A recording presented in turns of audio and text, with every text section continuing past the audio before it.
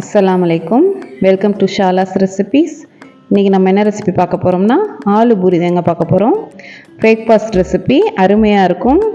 வாங்க எப்படி செய்யலான்னு பார்க்கலாம். ஒரு மிக்சிங் பவுலில் 1 கப் கோதுமை மாவு எடுத்துக்கோங்க.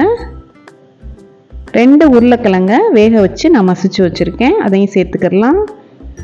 1 டீஸ்பூன் உப்பு, 1/2 டீஸ்பூன் மஞ்சள் தூள், 1 டீஸ்பூன் சில்லி ஃப்ளேக்ஸ், 1 டீஸ்பூன் கஸ்தூரி மேத்தி, கொஞ்சம் மல்லித்தலை, அதையும் சேர்த்து நல்லா பிசைஞ்சுக்கோங்க.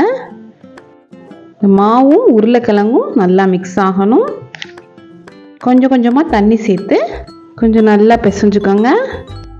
சப்பாத்தி மாவு மாதிரி லூஸாக பிணையாமல் நல்லா கெட்டியாக பிசைஞ்சுக்கோங்க. அப்போ தான் பூரி நமக்கு நல்லா ஃப்ளஃபியாக வரும். ஒரு 15 நிமிஷம் மூடி இருக்கட்டும். 15 நிமிஷம் ஆயிடுச்சு. இப்போ சின்ன சின்ன உருண்டையாக எடுத்துக்கோங்க.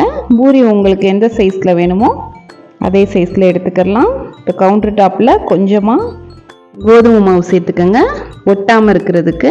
இப்போ ஒரு சப்பாத்தி கட்டையை வச்சு பூரி ஷேப்புக்கு நம்ம தேய்ச்சிக்கலாம். ரொம்ப தின்னாக இருந்துச்சுன்னா நமக்கு பூரி உப்பி வராது.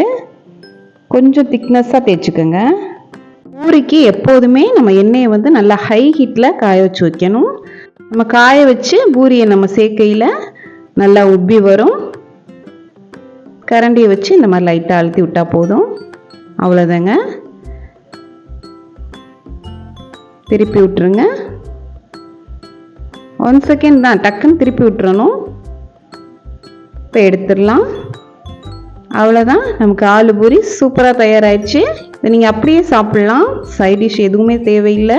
உருளைக்கிழங்கு சேர்த்துருக்கனால பூரி நல்லா சாஃப்டாக இருக்கும், சாப்பிட்றதுக்கும் நல்லா டேஸ்ட்டாக இருக்கும்.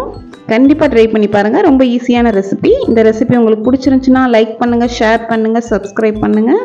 இன்ஷா அல்லாஹ் நெக்ஸ்ட் வீடியோவில் பார்ப்போம். தேங்க்ஸ் ஃபார் வாட்சிங். பாய்.